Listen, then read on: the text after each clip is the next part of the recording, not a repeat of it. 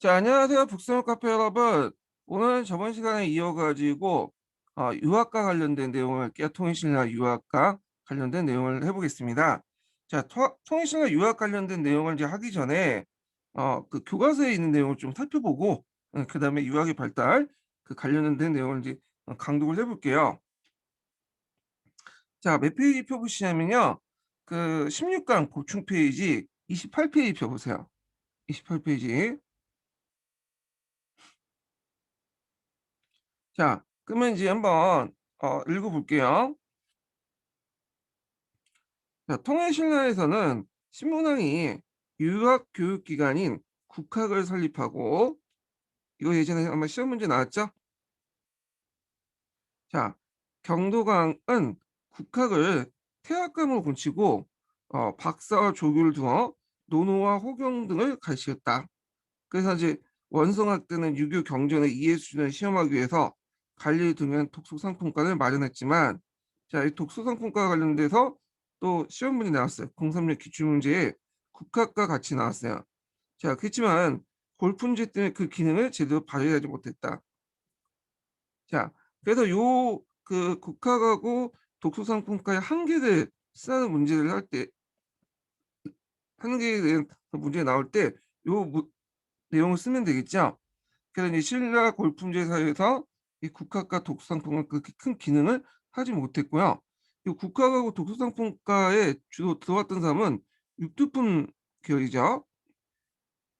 자, 근데 이 사람들은 여기에서 제대로 평가를 받지 못하다 보니까 이제 여기에서 국내에서 공부하는 것보다는 밖으로 나갔어. 그래서 이제 도당 유학생들이 많았죠. 자, 요 밑에 이제 관련된 내용이 나오는데 유학자들은 육두품 출신들이 되게 많았고요. 그 다음에 대표적인 사람들 이제 보면 강수라는 사람이 있어요. 강수. 자, 이 강수는 좀 이름을 좀 기억을 해줄 필요가 있어요. 이 정확한 이름은 아니에요. 이 사람의 이름은 아니고 일종의 닉네임, 원래식으로 별명이죠.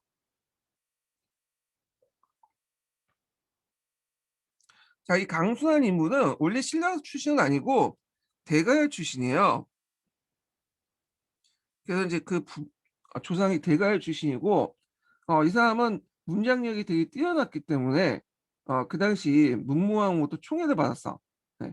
그리고 이제 문무왕한테 별명을 받았는데 별명을 이제 어, 받았는데 그게 뭐냐면 그게 강수예요. 예. 그 강이라는 거는 머리가 강하다. 그래서 그 의미거든요. 그래서 강할 머리란 뜻이야. 그러니까 이제 오늘날 말하는 돌대가리란 뜻인데, 그러니까 돌대가리란 뜻이 머리가 나쁘다는 뜻이 아니라 그 당시에 머리가 강하다 그런 의미에서 이제 좀 기억을 해두시면 되고.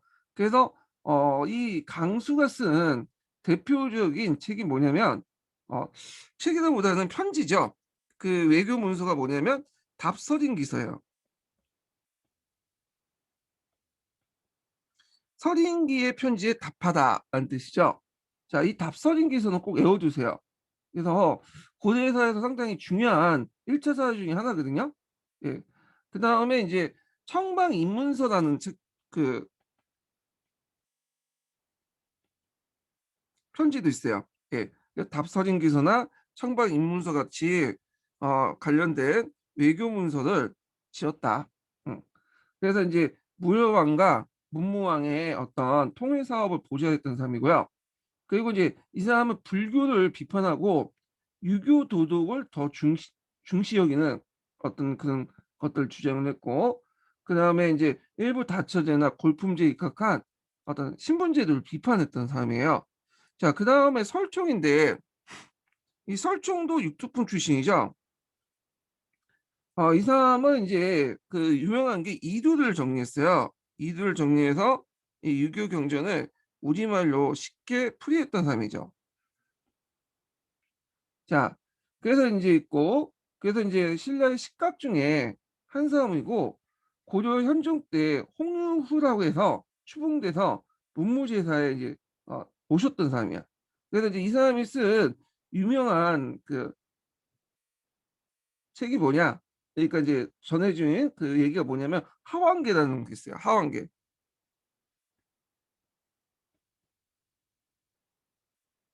이 하반기 어디에서 좀 많이 들어오셨죠? 이 문학 작품에서 많이 들어왔잖아요. 문학 교과서에서. 이 하반기에 또는 투항소라고 또 부르죠.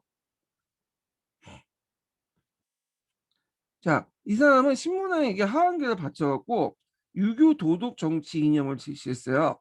그래서 이제 국왕도 그 학락을 배격하고 도덕을 엄격히 지켜야 된다. 이런 주장을 했죠. 그래서 이 하한계를 통해서 알 수 있는 게 그 당시에 유교라는 것이 정치 이념보다는 어떤 성격이 강하냐면 윤리적 성격이 상당히 강하다. 이런 것들을 이제 볼 수가 있어요. 유교적 성격이 상당히 강했다는 거야. 그래서 우리가 이제 정치 이념으로서의 유교는 언제 등장하냐면 고려시대 때 등장하고, 아직까지는 그 삼국시대나 통일시대 유교는 윤리적 성격이 강해요. 다만 이제 유교 정치 이념으로서는 포방만 할 뿐이야, 포방. 그래서 어, 그 본격적으로 받아들이기 시작한 것은 고려시대 때고요. 그럼 그 당시에 그 정치 이념은 뭐냐? 불교죠. 아직까지 불교예요. 자, 그래서 이제 있고 그 밑에 이제 하한계가 있네요. 예. 설정은 신문학의 하한계라는 것을 그를 바쳐 임금도 도덕을 엄격히 지킬 걸 강조했다. 그 다음에 이제 예전에 한번 시험 문제 나왔던 사람이 김대문이라는 사람이죠.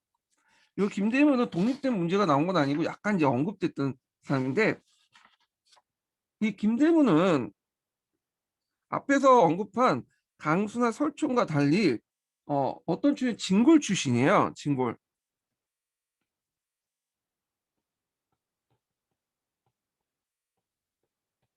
그래서 신라 중대 때 사람이고요. 그래서 이제 이 사람의 특징은 당연히 진골 출신이기 때문에 신라의 어떤 정통을 되게 강조하죠. 그럼 이때 신라의 정통은 뭘까요? 이거는 진골의 어떤 중심의 어떤 정통이죠. 신라 예전에 내왔던 신분제 사회, 진골 중심의 어떤 정통과 문화를 되게 강조를 했고, 이 사람이 쓴 여러 책도 있는데 이 사람이 쓴 책 중에 이제 여러 책들이 나중에 김부식이 저술한 삼국사기에 많이 인용돼. 1차 사로서 인용되죠. 그래서 지금은 남아있진 않지만 이 삼국사기를 통해서 그 당시 김대문의 자료들을 파악할 수 있어. 책들은요. 그래서 이제 대표적인 것들을 보면 그 한왕들이 정기를 모은 한왕세기가 있고요. 그다음에 유명한 승려들 정기를 모은 고승전, 그리고 한산주 지방에 지어진 한상기 같은 것들을 지었다. 자, 여기 한왕세기는 되게 유명하죠. 이 한왕세기는 전해지지 않다가 나중에 일본 왕실 도서관 사서로 일했던 박창하라는 사람이 일본 청원가의 그 보물창고였던 그 창고에 들어가서 일일이 필사해서 자기가 기록을 남겼다고 그래요. 그래서 이제 거기 보면 잡다한 것들이 되게 많아. 그래서 우리가 지금 여러 가지 이제 이해하지 못하는 난잡한 성생활, 근친혼 등등 이런 것들이 상당히 많고요. 동성애도 많고, 그래서 신라 사회가 상당히 성적으로 개방됐다 이런 것들을 이제 보여줄 수 있는데, 물론 이제 그 박창화가 쓴 박창화가 이제 주장한 하당세기가 실제로 이게 그 하당세기라는 건 아직까지 의문이 있어요.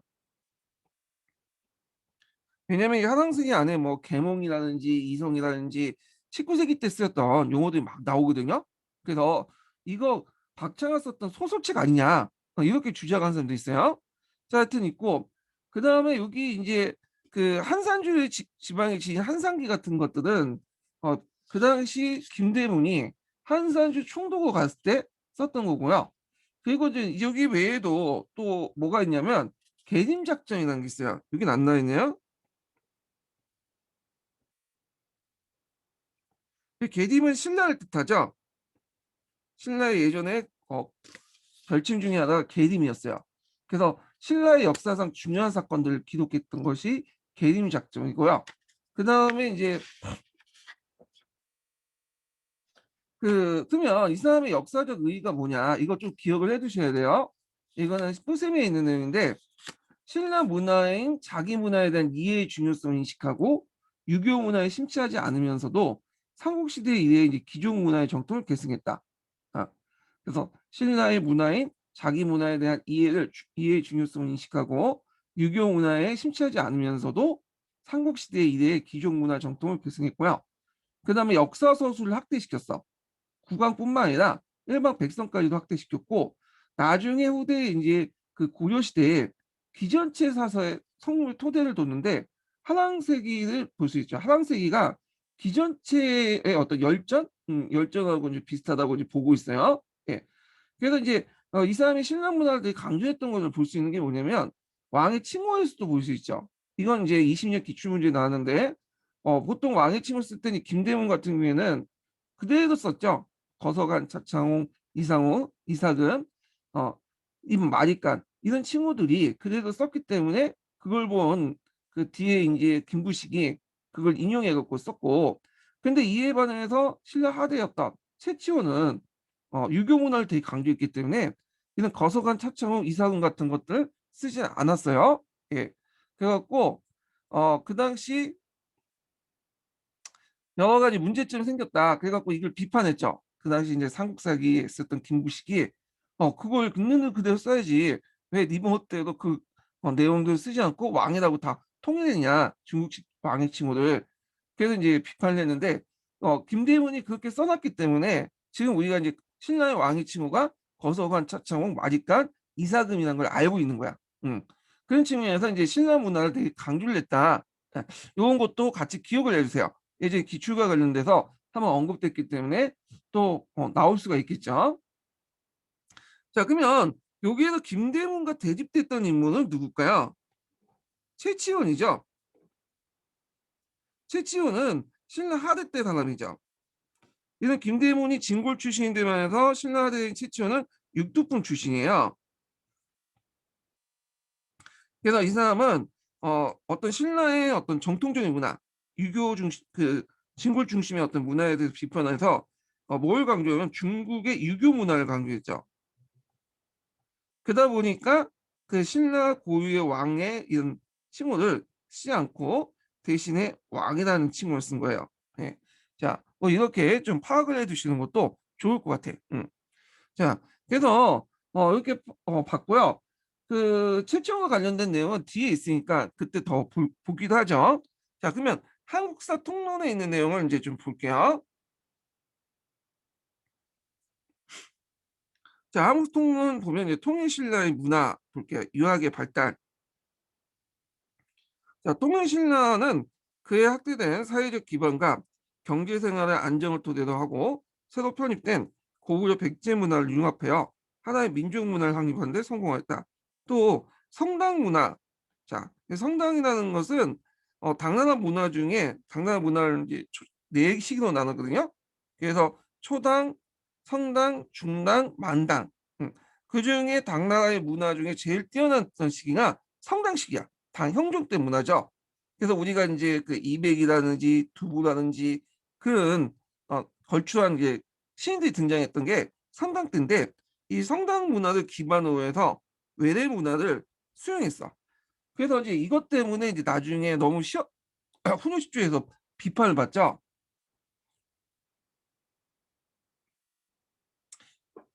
고구려 백제는 예전부터 중국과 교류를 했기 때문에 중국 문화를 뭐냐면 좀 선택적으로 받아들이는 능력이 있었어요. 그런데 이제 신라는 소백사명 이남에 갇혀 있다가 6세기 때 갑자기 중국 문화를 받아들이거든요. 그러니까 이 사람들 입장을 때는 너무 이제 중국 문화가 넘사벽이죠. 그리고 받아들일 수 있는 어떤 선택할 수 있는 그런 역량도 없어. 그러다 보니까 이제 중국 문화를 모방을 했어요. 그래서 이거에 대해서 나중에 이제 뭐라고 얘기하냐. 훈육십조에서 예전에 기출문이 나왔죠. 당풍을 모방한다 해가지고 은근히 신라를 깠어요. 이때 당풍은 중국 문화를 선택적으로 수용하지 않고 그냥 무조건 모방을 했다. 아, 그래서 이거는 이제 통일신라의 어떤 그런 신라의 그 문화를 수용하는 그 태도를 비판한 거야. 예. 자, 일단 뭐 여기에서는 되게 좋게 이제 기술을 했어요. 자, 한번 또 읽어볼게요. 자, 외래 문화를 흡수 가미함으로써 보다 다양하고 세련된 문화를 발전시켜 나갈 수 있었다. 자, 이러한 통일신라의 문화 진흥 가운데 가장 두드러진 것은 유학의 발달이다. 예. 그래서 통일신라 때 유학이 발달했으면 유교 경전을 가르치는 교육기관 정비에서 볼 수 있는데 신문학 때 682년 기억을 해두세요. 예전에 객관식 기준에 나왔죠. 국학을 설치했다. 여기에서는 교과를 상과로 나누어 박사와 조교를 두고 교육을 담당하게 했고, 자, 이때 이제 가르친 교과 내용은 논어, 호경은 이제 중요 과목을 했죠. 자, 그리고 공통 과목하고 예기, 주역, 자전, 모시, 상서, 문서 등을 이제 상과를 공통했다. 여기에서 이제 모시라는 거는 시경을 얘기해요. 시경의 별칭이 묘시예요. 자, 그래서 상과를 전공 과목 삼으로써 유학이 진행된 것은 당연한 일이었다. 또 788년에 국학에서 뭘 실시했냐면 독서 상품권 실시했어. 그 약간 가구와 비슷한 거죠. 독서는 이제 경서를 읽는 수준에 따라서 상품을 나눈 다음에 3등급을 나눠서 인지를 등용하는 제도야. 요 밑에 있죠. 그래서 관리 채용 시험에 제도를 마련하고 독서의 성적에 따라 3등급을 나누어 인지를 등용했는데, 자, 그 과목은 위에 열과 국학의 교육 내용과 거기에 추가해서 오경 삼사 제자백과 같은 서들이다. 예. 자, 요때 이제 시기를 봐야 돼요. 이 독서 상품과가 이제 시작된 것은 원성왕 때야.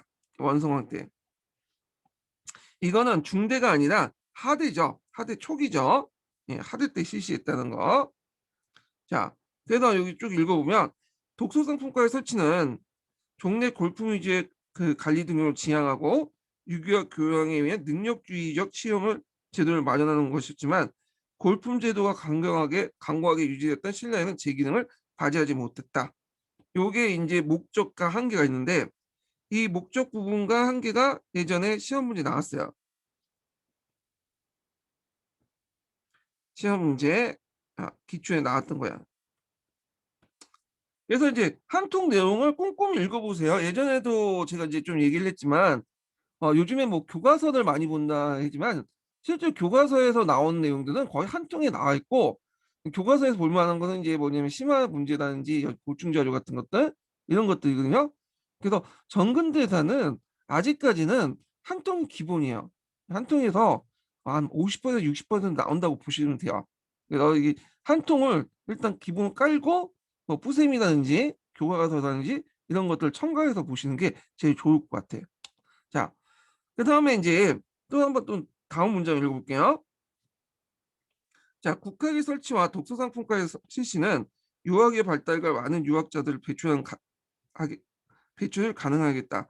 통일 직후에 대표적인 유학자는 강수와 설총을 들 수 있고, 이 사람들 이름 꼭 외워두라고 했죠. 강수는 외교 문서를 작성해 냈고 답서린기서가 대표적인 거고요. 설총은 원효의 아들로서 경사에 널리 통하고 문장에도 능하였다. 그래서 설총은 한자의 뜻과 음을 따서 어디마다 표현하는 이두를 정리하고, 그가 신문학에 관한 하완계에서는 군주에게 도덕적 정치를 요구하는 유교 사상이 나타났다. 그래서 도덕 정치 유교를 사상한 고대 시대 때 유교의 특징이다. 기억을 해두셔야 돼요. 예전에 한능검에서 관련된 문제가 좀 언급돼 있었어요. 자, 그 다음에 김대문과 관련된 내용인데, 자, 통일신라 전성기 때 성동왕 때 진골귀족이었던 김대문은 계림작전, 그다음 고승전, 하랑세기, 악본, 한상기 같은 것도 접수했는데 지금 남아있지 않지만 그 책의 이름을 봐서 신라의 역사와 지리 풍토에 관한 내용들을 정리를 알 수 있다. 그래서 당시 신라인들은 자기 문화를 의식할 수 있었던 것은 신라 문화가 당의 것을 모방하는 단계에서 이미 벗어났고 성장해 있었기 때문이다.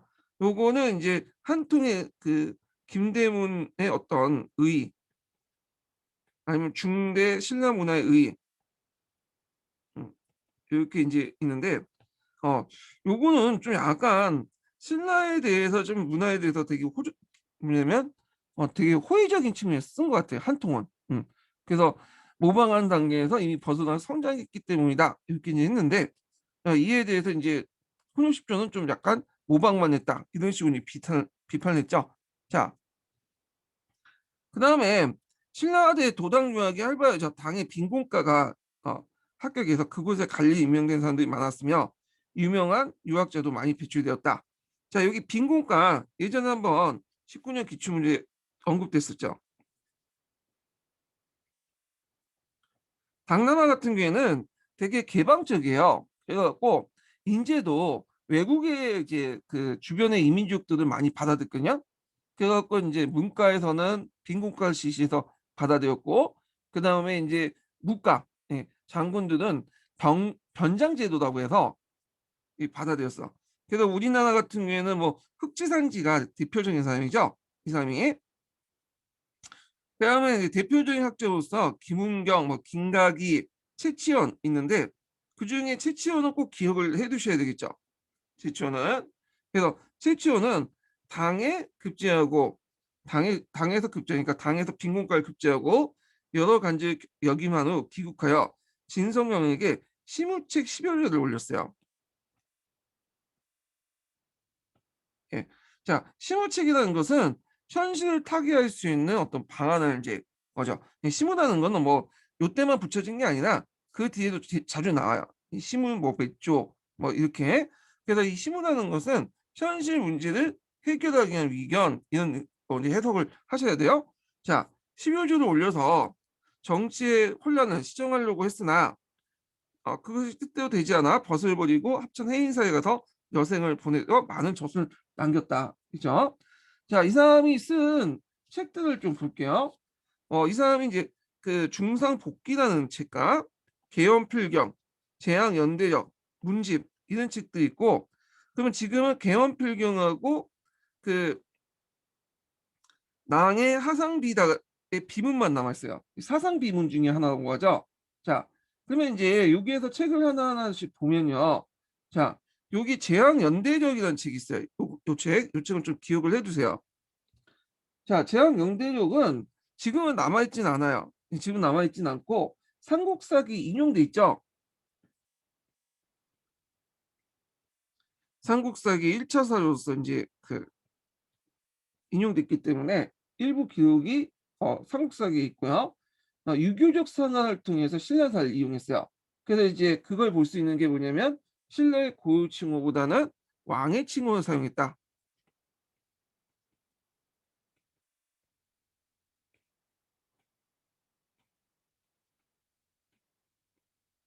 그래서 이거를 누가 비판했죠?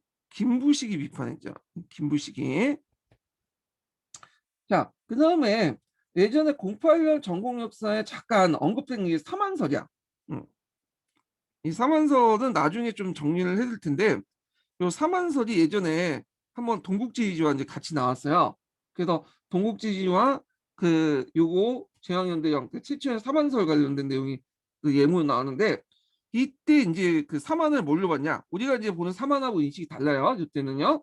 만하고 변한, 진한 이 사만을 각각 뭘로 봤냐? 만은 우리가 이제 백제로 보잖아요. 근데 고구려로 봤고 그다음 변화는 가야가 아니라 백제로 본 거야.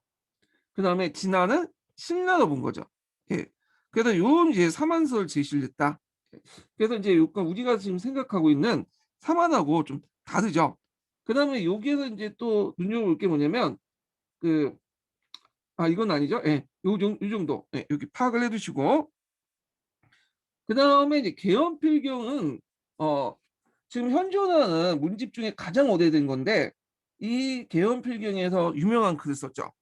그건 중국사와 관련된 건데 통항 토항소 견문이라는 유명한 그 글쎄요. 견문은 돌려본다는 거야. 토항소 견문은 항소를 토벌하라는 그 경문인데 이걸 읽고 항소가 뭐 쓰러졌다, 기절됐다, 뭐 그런 말도 있어요. 자, 그래서 이제 이 토항소 경문이라는 말이 그 개업 그 글이 개헌필경 안에 있다는 거. 예. 그래서 이제 당나라 때 쓴 책인데 지금 뭐냐면 남아있는 문집 중에 가장 오래된 거예요. 예. 자, 그 다음에 여기에서 이제 볼 게 뭐냐면 남해하상 그 비가 있죠. 이 남해해상비.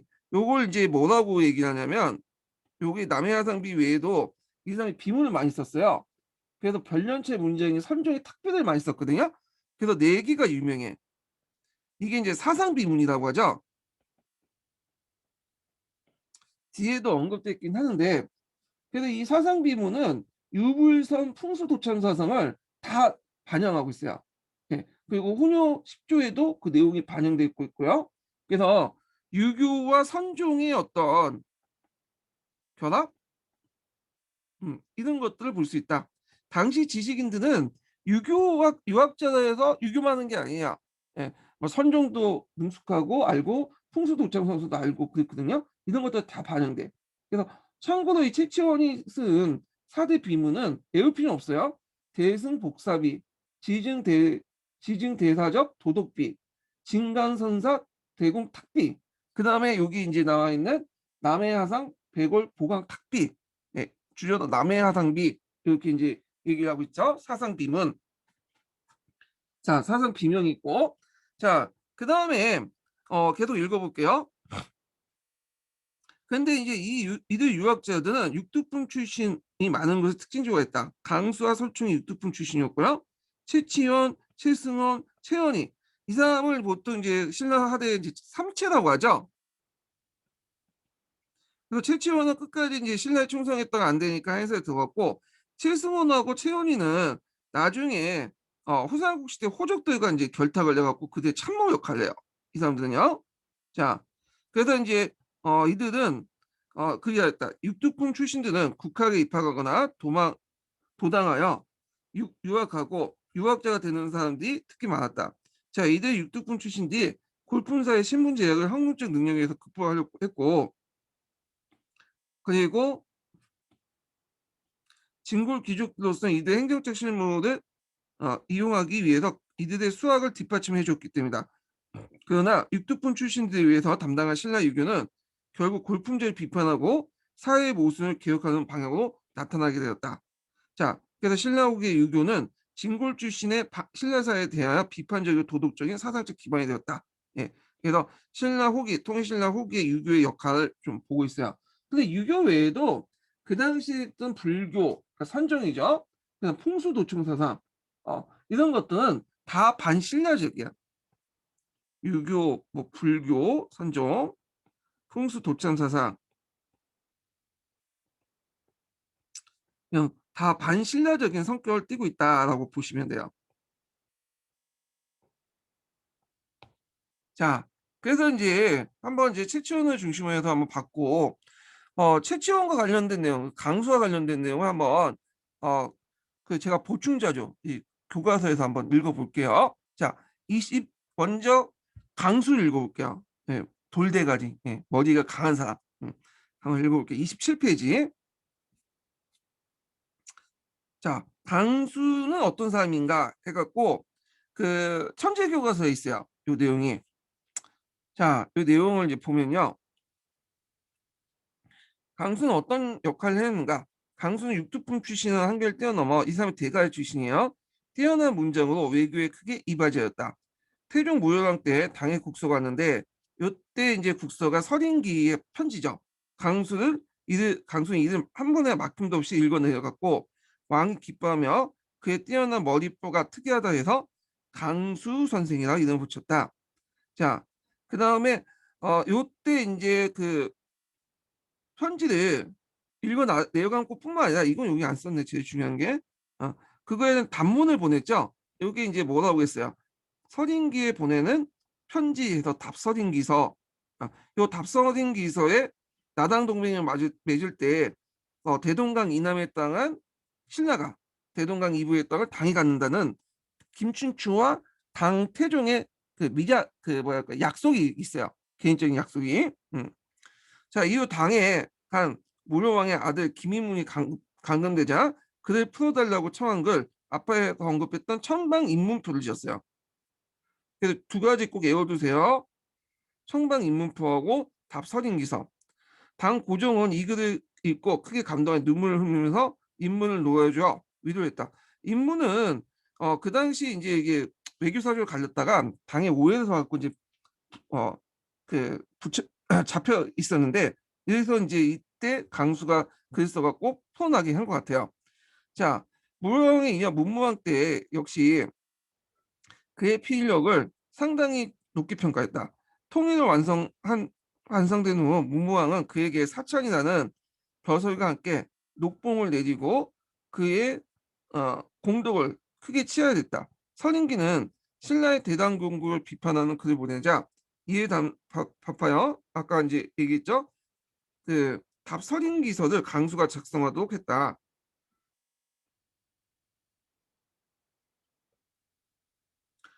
이게 제가 잘못만 했네요. 여기 있네. 네. 제가 다시 설명할게요. 여기 앞에 태종 무령 때 당에 국소갔는데 이걸 이제 익힌 거는 다른 거고요. 여기 이제 서린기가 이제 문무왕 때 나단 정쟁 때 편지를 보냈는데 이거에 대해서 이제 답신을 보낸 답서린기서 있죠? 여기 있네요. 요건 뒤에 있는 내용이네요. 제가 앞에 있는 걸 잠깐 착각을 했어요. 요 답서린기서 요거 좀 기억을 해두시고 그래서 청방 입문표하고 답서린기서 요두그 외교문서는 되게 중요한 거니까 외워두시는 게 좋을 것 같아.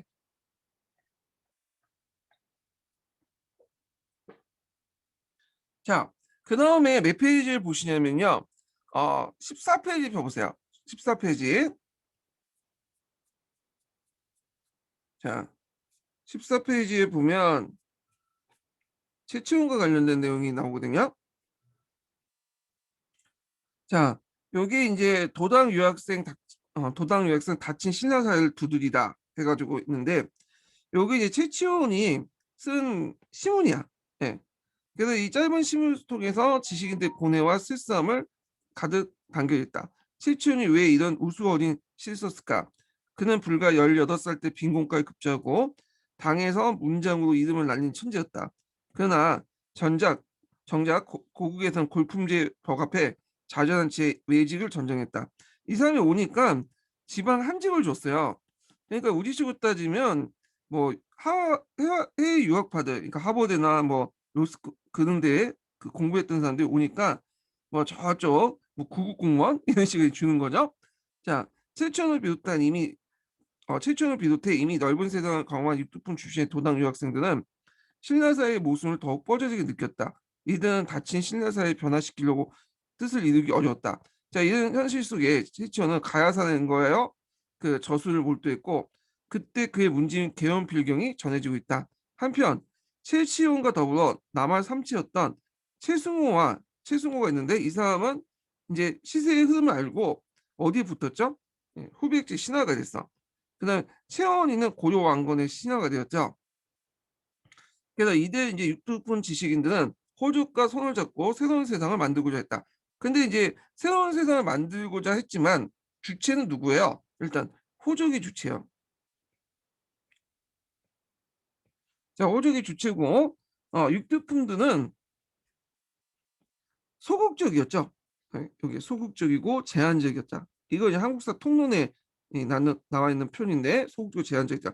왜냐? 육두품도 어디에 있는 사람들? 골품제 안에 있었던 사람들이야. 비록 진골기족에 비해서 상대적으로 좀 약간 대우는 못 받았고 차별받았지만 다른 그 신분층에 있는 사람들보다는 우대를 받았어요. 그러다 보니까 이제 저항도 하는 사람도 있겠지만 또 수긍하는 사람도 있어. 그런 측면에서 소극적이고 제한적인 역할을 했다라고 보시면 돼요. 요 표이 그 내용이 기출에도 예전에 언급돼 있었죠. 예. 자, 그러면 이때 이제 골품제의 몰수를 알 수 있는 그 사료 중에 사료가 개정 교과서 이제 그 있는데 비상 교과서에 그 중에 대표적인 게 채취원도 있지만 여기 설계도가 관련된 사료들이 많아요.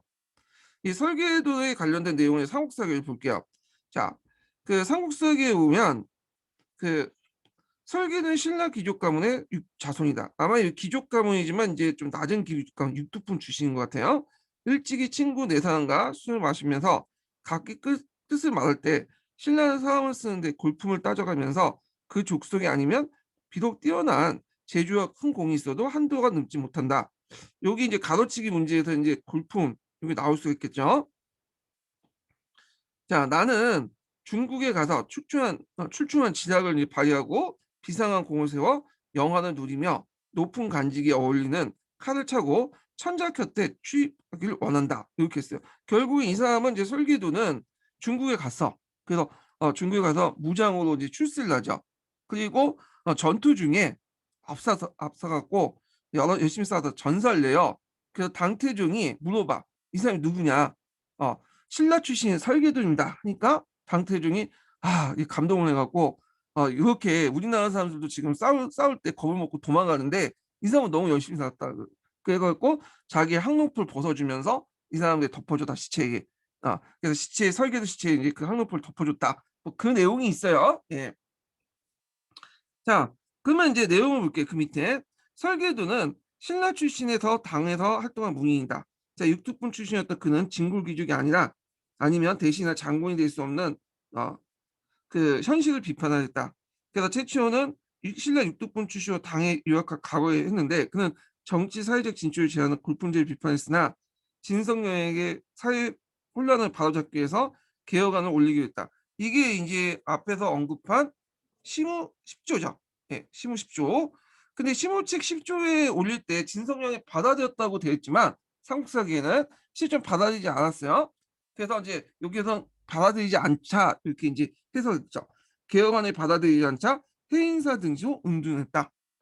요거 이제 기억을 해두시면 될 것 같고, 자 그러면 이제 다시 이제 한통 내용을 볼게요. 자, 여기 보면 한가 문화가 있는데 신라는 그 유학의 발전에도 불구하고 귀족사회 발전했잖아요. 근데 이제 대부분 한가는 일반 민가에 퍼져 있는 거야. 예. 그래서 이제 통일 전부터 만들어졌다고 보고 있고 더욱 발달된 통일 이후에 승려와 하랑들 사이에 많은 작품들이 나오고 종교적 색채가 뜬 것들이 많은데요. 이 한가가 지금 전해지는 것들이 거의 없어요. 없다고 보면 돼요, 그냥.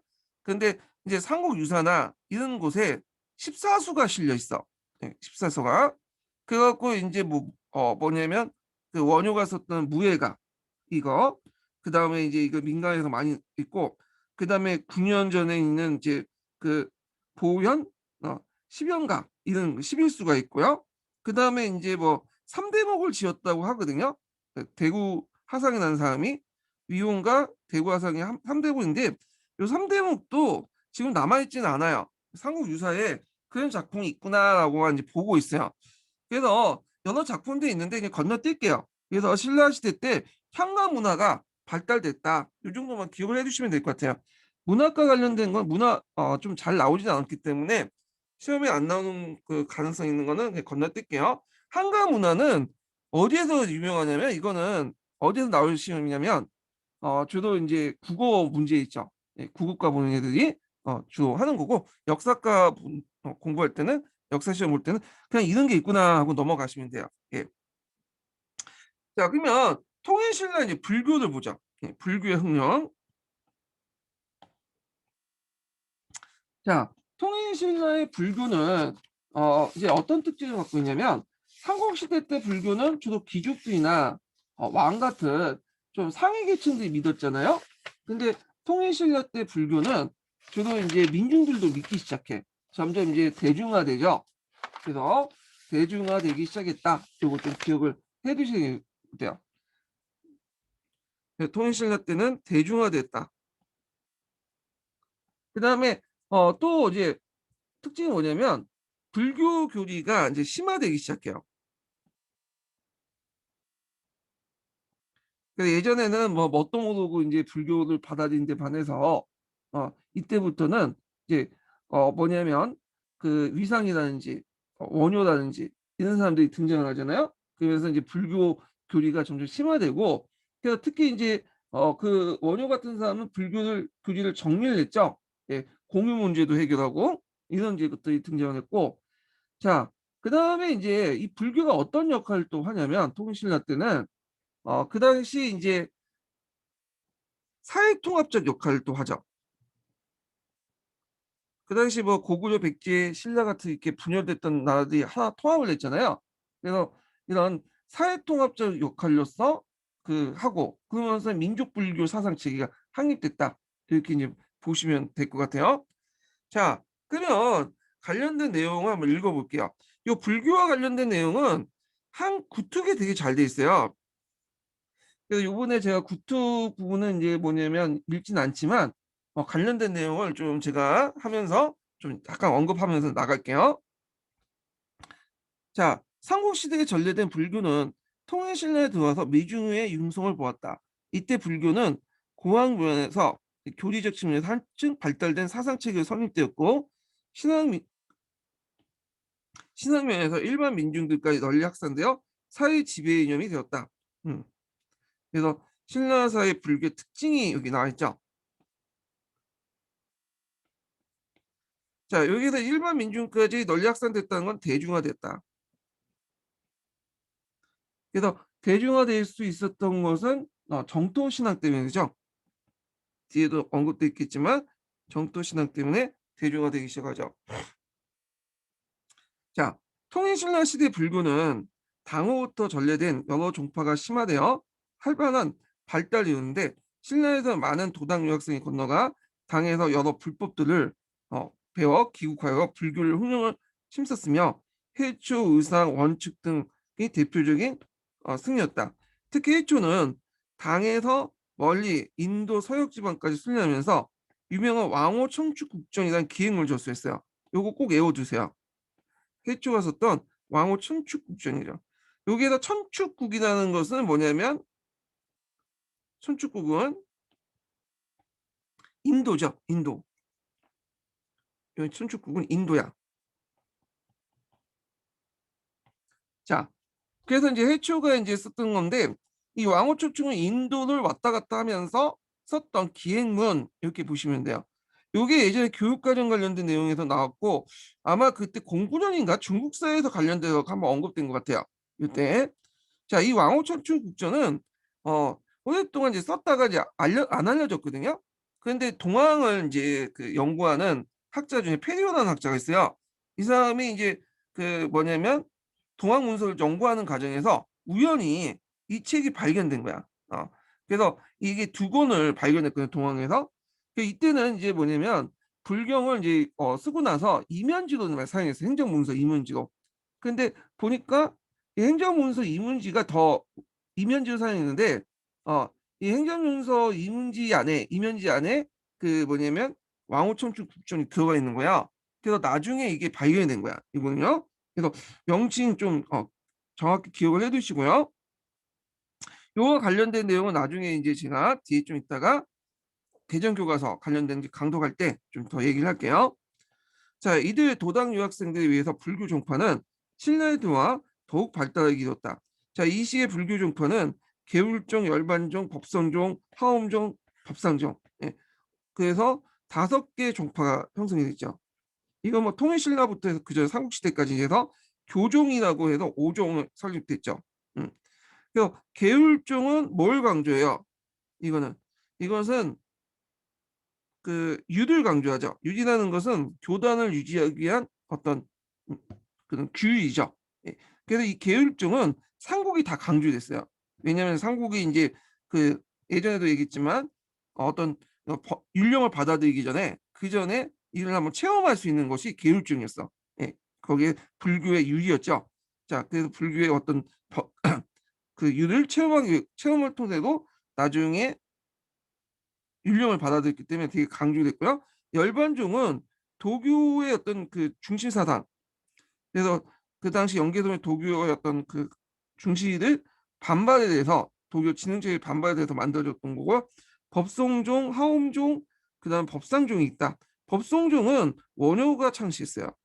그다음 하옴종은 유명한 사람이 뭐죠? 의상이고 법상종은 원칙이 만들었다고 그래요. 원칙이. 그래갖고 이제 법상중은 뭐예요?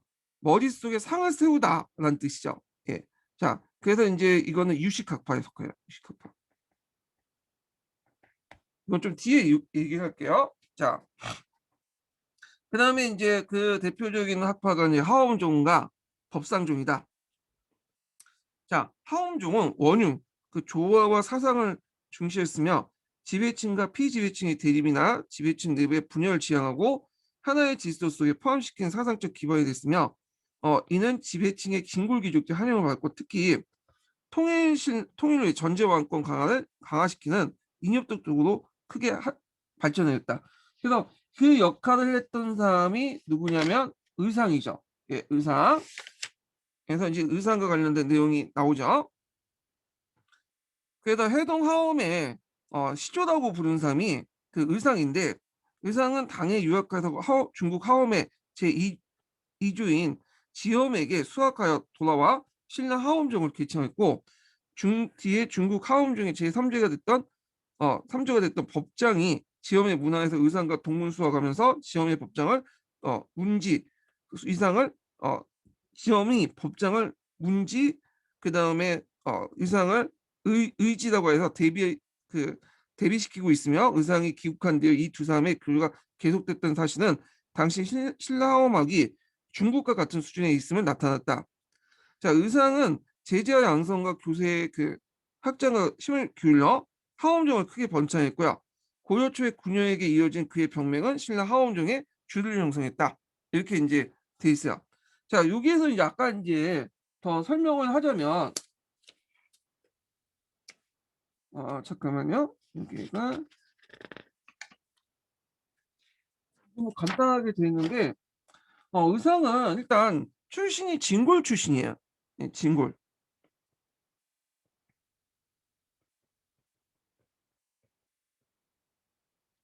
어, 진골 출신이고, 이 사람은 이제 신라하엄종을 설립했던 사람이고, 어, 그래서 당나라 유학한 후에 여기 책을 보시면 신라의 기국에 하엄종을 창설했다고 했죠. 그러면서 중국과 다른 어떤 하엄 사상을 전개했다. 예. 그리고 이 사람이 또 이제 뭐냐면 또 예국심도 있는 게, 당 고종이 신라 침공 계획을 본국에 알리기 위해서 또 기국을 했어요. 그래서 이런 측면을 볼 땐 아직까지는 이제 통신라에서도 호국불교적 성격이 있다는 걸 좀 볼 수 있죠. 이 사람의 특징 중에 이제 뭐냐면 법계 연기라는 사상이 있어요.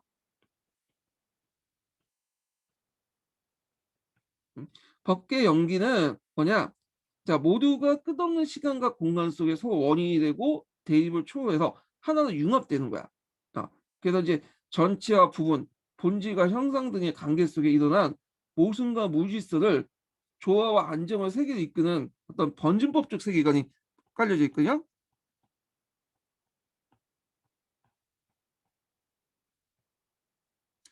범진법적 세계관은 뭐 정반합의 어떤 원칙 그런 거죠. 예. 그래서 이제 이거는 아마 그 당시 이제 뭐라 할까요? 통일 직후에 고구려 백제 신라가 서로 융합되는 그 과정에서 이걸 이제 불교적 이론으로 뭐냐면 하나로 합리화시키기 위해서 나온 것 같아요. 어, 그래서 법계 연기도 있고, 그다음 원융 사상도 있어요.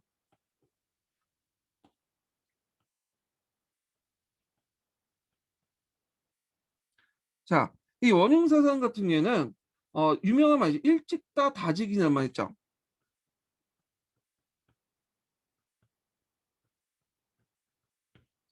그래서 일찍다라는 것은 하나가 다고, 하나가 다고, 다지기는 다가 많은 것이 또 하나다. 뭐 계산한 논리지만 뭐냐면 하나 안에 모든 것들이 다 들어가 있다는 거야.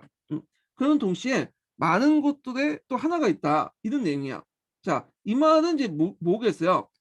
이거는 그 당시의 시대적 배경하고는 좀 보시면 돼요. 그래서 고구려, 백제, 신라가 하나로 통합됐다. 이게 다즉이죠. 예. 그리고 동시에 하나로 보이는 고구려, 백제, 신라는 또 뭐냐면 하나로 보이는 이제 통합됐지만 동시에 그들도 예전엔 세 개였다. 이 말을 일찍다 다즉이라는 표현을 했어요. 그래서 일찍다 다즉이를 좀 기억을 해주시면 될 것 같고요. 자, 그러면 하나 통합되는 그런 것들이 뭐냐? 이는 누구냐? 이땐 신라 왕이죠. 그래서 이걸 통해서 전제 왕권을 강화시켜 나갔다.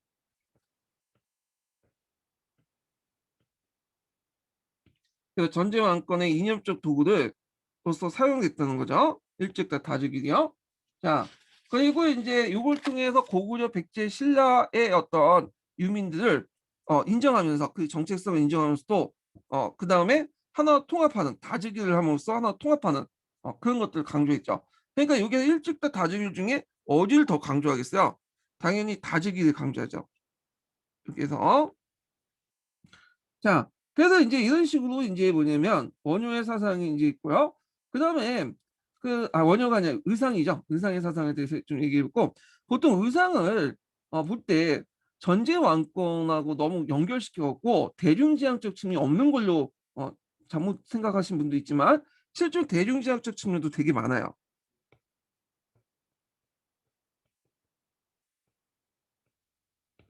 자, 그걸 이제 보면 이게 이제 그 국부셈이 있는데 의상은 왕권과 일정한 거리를 두면서 활동을 했고요.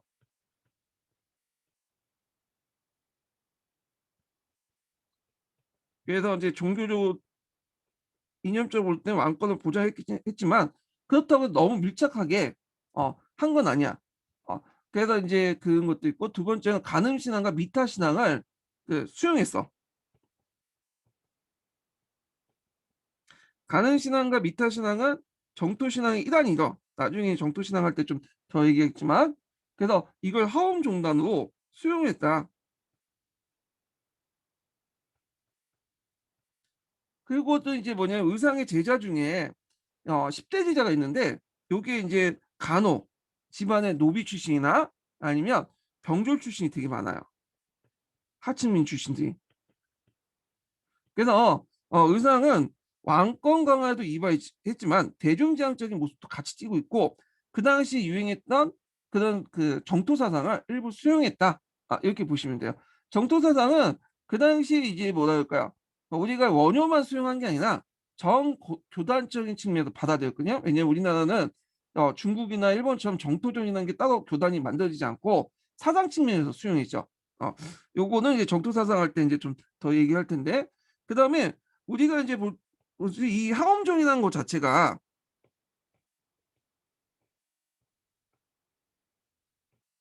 이 하엄종이라는 자체가 공유학파, 유식학파하고 이제 중간학파 중에 중간학파에 속하는 거예요.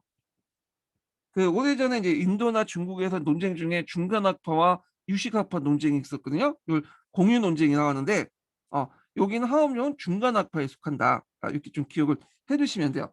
그러면 이게 공유 논쟁이 뭐냐? 이거 뭐 설명을 되게 하면 어, 좀 약간 시간이 많이 갈 것 같지만 간단하게만 설명할게요. 간단하게. 보통 우리가 이제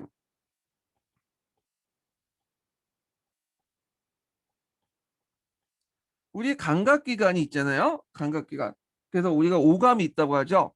시각, 촉각, 뭐 등등등 오감이 있다고 하는데, 보통 불교에서는 우리의 오각뿐만 아니라 5개 감각 외에도 5개 감각을 하나로 합치는 있다고 해요. 이게 육각이라고 해요. 육각. 그래서 육감이라고 하는데, 육감은 또 이제 뭐냐면 육군하고 이렇게 나눠지는데, 이건 뭐 그렇게 넘어가고, 그래서 되게 육감을 통해서 세상을 본다고 해요. 우리가 보이는 모든 인식 대상은 우리의 육감을 통해서 감각기관에 들어오기 때문에 다 헛된 거야. 헛된 거야. 그렇기 때문에 이제 유명한 말이 나왔죠. 색즉시공, 그다음에 공즉식생, 이란 말 있죠. 공즉시공이란 말 있죠. 요때 색이라는 건 보이는 거죠. 보이는 건데 우리가 볼 때 뭘로 보죠? 눈을 통해서 보는 거죠. 그래서 우리가 대상을 볼 때 여러 가지 이제 색이나 대상을 이제 보는 게, 보이는 여러 가지 모습들이 다 공하다. 그리고 공한 것이 곧 뭐냐면 보이는 것이다. 네, 그래서 공즉시공 이렇게 얘기를 하는데, 자, 공즉시공이 아니라 계속 시, 아, 공즉식색이죠. 예. 그래서 색즉시공, 공즉시생.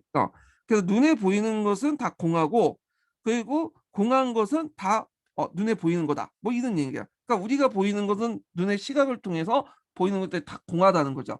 그 외에도 오각에 대한 것도 있어요. 그래서 뭐 아나미 설치면서인데 하여튼 이 정도만 좀 파악을 해두시고, 그러니까 우리가 인식기관을 통해서 뭐냐 느끼는 것은 다 공하다라고 생각하는 것이 중간학파예요. 중간학파. 자, 이 대표적인 중간학파가 이제 하엄종이죠. 그러면 우리가 그러면 이 중간학파에서 그러면 우리의 인식기관에 보이는 모든 것들이 다 공한데 왜 그렇게 이게 보이냐? 우리는 보이잖아요. 어, 앞에 있는 사람도 보이고 어떤 것도 보이고 다 보이잖아. 그걸 어떻게 설명하냐? 하엄종에서는 법계 연기 사상으로 설명해. 아까 법계 연기에 대해서 이제 그 당시에 어떤 삼국 통합 과정에서 나왔다고 하지만, 불교 이론 측면에서는 이 하엄종이 뭐냐면 중간학파가 이렇게 설명할 때 법계 연기 같은 걸 하는데, 다 인연과 관계를 통해서 보인다는 거야. 우리가 예를 들어서 지금 칠판이 있어요. 칠판인데 칠판이 그 자체가 보이는 게 아니라 우리는 칠판과 칠판이 뭘 통해서 분필을 통해서 칠판을 보는다는 거야. 그러니까 우리가 이제 칠판과 분필을 인식하는 것은 그 원래 대상이 칠판과 분필이 아니라 칠판과 분필이라는 관계 속에서 그걸 인식한다는 거야. 좀 어렵죠? 예. 자, 하여튼 눈에 보이는 것은 다 헛되다. 색즉시공 공즉시색 이렇게 주장한 사람이 중간학파고요. 자, 그리고 이제 이에 대해서 반대측 학파가 뭐냐면 이거는 유식학파죠.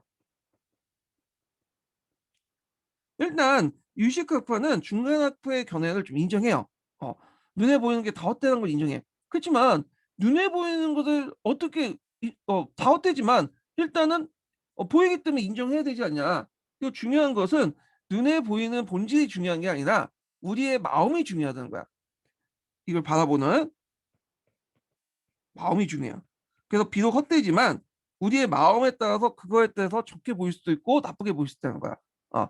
그래서 이제 우리가 그 사람이 대리 같은 마음, 진짜 그 마음을 갖고 있으면 모든 사람이 돼지도 보이겠죠. 근데 그 사람이 성인군자적 마음을 갖고 있으면 모든 사람이 성인군자 보인다는 거야. 어. 그래서 마음의 수양을 강조하는 것이 유식학파예요. 그래서 이 유식학파의 대표적인 이제 학파가 법상종이죠. 자, 법상종은 마음에 뭘 세운다는 거야? 상을 세운다는 뜻이야. 예, 이게 그래서 법상종이야. 그래서 올바른 마음을 통해서 뭐냐면 상을 세운다. 이런 것들이 유식학파의 특징이고 이 유식학파가 이 법상종이나 유식학파가 좀 더 발전된 것이 뭐냐면 선종이에요. 선종. 예, 선종도 유식학파에 속하겠죠. 예, 마음을 강조하니까. 자, 그래서 이제 참선이나 이런 걸 통해서 내 마음속에 있는 부처를 보려고 하는 거 아니에요? 불성을 깨달는 거 하는 거. 그래서 이렇게 중간학파, 유식학파의 내용을 간단히 설명했어요. 그거 외에도 되게 복잡해요. 이거 설명하려면 그 뭐냐면 육경 뭐 여러 가지 육군도 설명하고 뭐 여러 가지 육식도 설명하고 그랬는데 뭐 70, 80까지 다 설명해야 돼. 근데 우리가 굳이 그 불경을 닦고 이렇게 뭐냐면 불교에 대해서 전문적 연구하는 학자들이 아니기 때문에 그냥 인고 수준에서는 공유 논제 요 정도만 이해를 해주시면 것도 좋을 것 같아요. 제 생각에는. 예.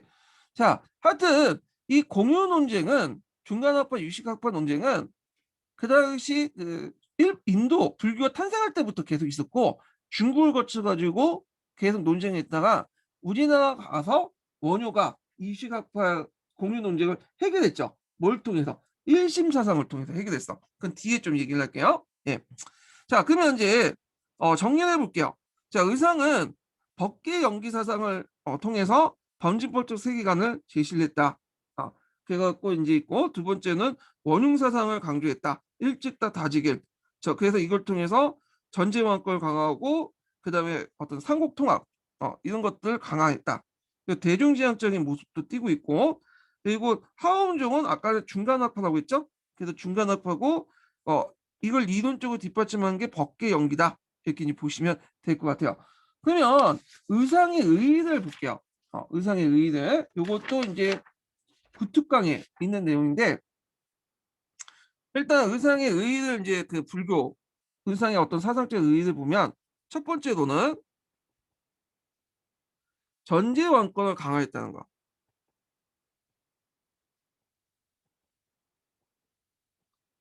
그래서 문무왕의 어떤 전제 왕권을 강화시키는 거를 대표적으로 볼 수 있죠. 자, 그다음에 이제 두 번째는 이 의상의 이제 불교는 종전의 삼국시대 때 원간과 자장 단계 불교에 벗어나서 왕실 불교, 귀족 불교에서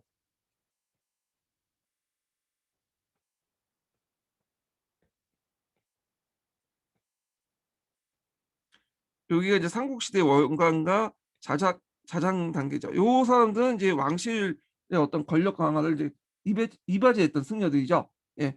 원관 같은 경우에는 세속 5개도 있겠고 자장은 뭐 항농사 구충국타 이런 것들 만드는 것도 이제 건의하고 그러잖아요. 그래서 여기에서 좀 벗어나서 일반민을 포함한 정 국가적 불교로 발전시켰어. 그래서 이걸 이제 혹 어떤 예전에 그런 뭐라 그럴까요? 어 그 토속 신앙과 결합된 그런 무속과 결합된 그런 불교가 아니라 이게 뭐냐면 종교적 차원에서 승화시켰다.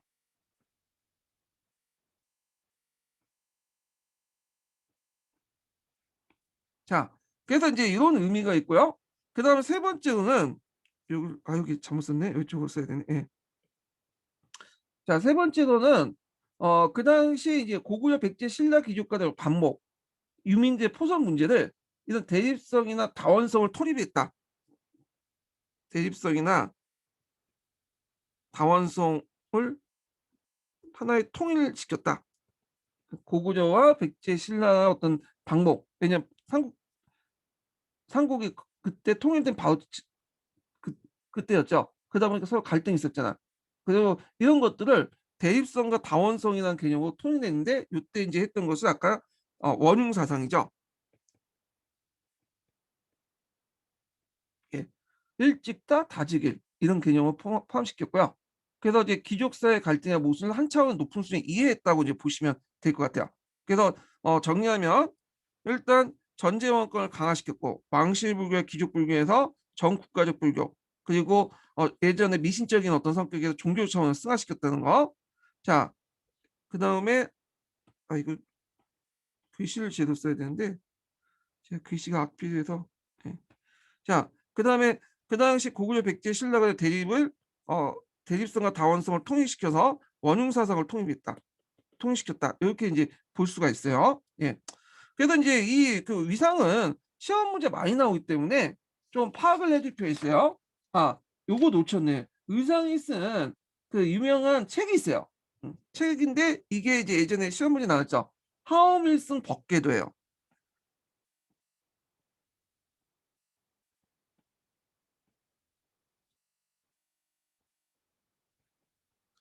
하오밀승 법궤도 이거 외워두세요. 이거 두 번이나 기출문제 나왔죠. 그래서 이제 하오밀승 법궤도 거기에 이제 일찍다 다지길 이런 말이 나왔어요. 법성은 원통하여 두 모습이 없으니 모두 불법은 부동하고 본래 고유하다. 이게 중간학파 견해도 있고 하나의 일체이며 다한의 하나이며 모두가 하나가 꼭 일체이며 다가 꼭 하나이다.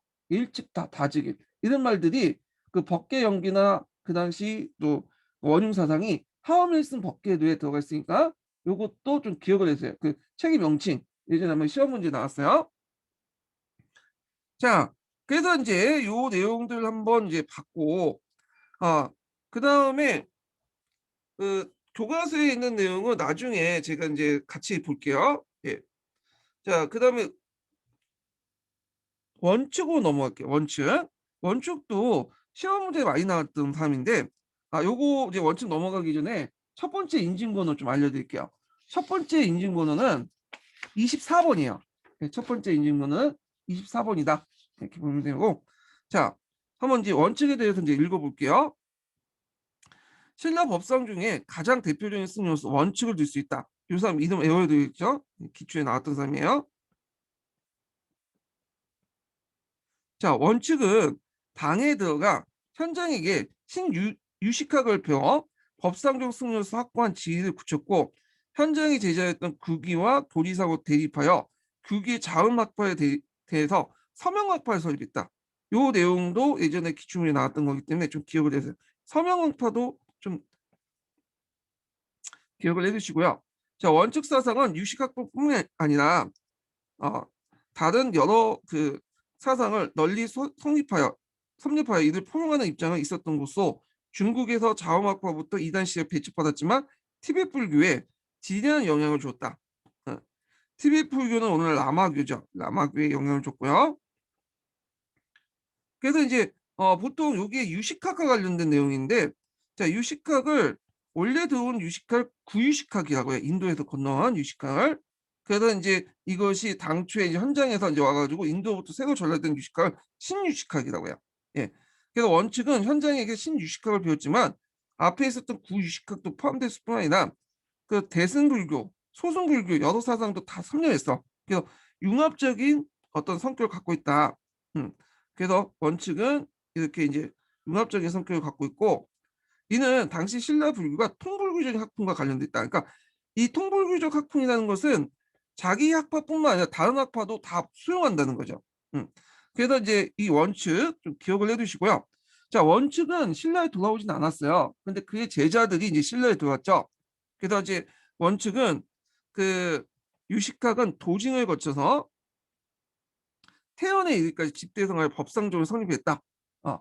그래서 이 원칙의 그 제자였던 그 당시 이제 그 도진과 태연을 거쳐 갖고 성립했다. 이렇게 보시면 돼요. 태연이 이제 만든 게 법상종이에요. 법상종.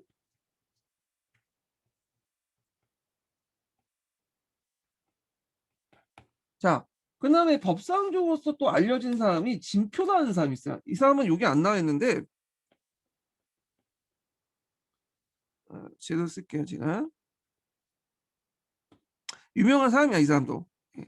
이거는 구특강에 있는 사람인데 이 사람은 점찰법회라는 걸 해요. 이 사람도 법상종 사람인데 점찰법회라는 건 뭐냐? 법회라는 것은 이제 불교 그 어떤 행사를 얘기하죠. 점을 치는 거야. 점을 쳐서 상을 얻는 거죠. 우리가 법상종이 마음에 상을 얻는 게 법상종이잖아요. 그래서 점을 쳐서 상을 얻는 그 뭐냐 불교 행사 요걸 이제 보시면 돼요. 점찰로서 상을 얻다 이런 뜻이죠. 그래서 이 그 진표는 점찰법회로서 되게 유명한 사람이기 때문에 이 사람 이름은 좀 외워두시면 돼요. 자, 이 점찰법회는 법상종을 대중화시키는데 큰 공을 했던 사람이에요. 예. 그래서 요거 같이 기억을 해 두시면 되고 구기호 그 저기 원칙과 관련돼서 그 법상종과 관련돼서 예전에 아주 오래전에 객관식 기출문에 나왔기 때문에 요 부분도 한번 나올 것 같은 느낌이 들어요. 예. 요것도 파악을 해 두시는 것도 좋을 것 같아요. 자, 한번 계속 읽어 볼게요. 자, 이와 같이 의상과 원칙, 태연을 통해서 하음종과 법상종이 각기 독립적으로 발전됐지만 이 시기에 이제 불교의 전체적인 분위기는 원효의 하등 사상과 통불교 사상의 특징이 있다. 예. 여기에서 이제 원효가 나오죠. 원효. 자, 원효인데 이 원효 관련된 사상들을 이제 좀 보면 원효는 일단 육두품 출신이에요. 이 사람은 육두품 출신. 그러니까 이제 앞에 언급한 그 누구야? 의상이 진골 출신에 비해서 이 사람은 육두품 출신이다. 좀 다르죠? 예. 그리고 이 사람은 법성종을 창립했어요. 해동종이라고 또 하죠. 이게 예전에 한번 기출문제에 언급됐던 거죠. 예. 자, 그래서 이제 이 사람은 그 법성종을 창립했고, 자, 그리고 나서 뭐냐면 적극적으로 정토 사상을 받아들였죠. 요건 좀 뒤에 얘기를 할게요. 이 사람을 되게 이제 존경했던 사람이 있어요. 이건 고려시대 때 의천이에요. 이 의천은 그 의천의 그 글이 예전에 한번 기출문이 나왔는데 이 사람을 뭐라고 하죠? 해동의 보살이다. 그래서 해동의 보살로 지칭하죠. 요때 해동은 바다 건너서 동쪽 인근과 우리나라를 이루고 이 보살이다. 이렇게 이제 지칭을 할 만큼 이 사람의 어떤 사상적 영향을 많이 받았어요. 네. 그다음에 이제 보통 의상은 아, 어, 통합을 강조했지만 이 사람은 전제 왕권을 바탕으로 통합을 강조했잖아요. 위로부터의 통합을 강조했죠.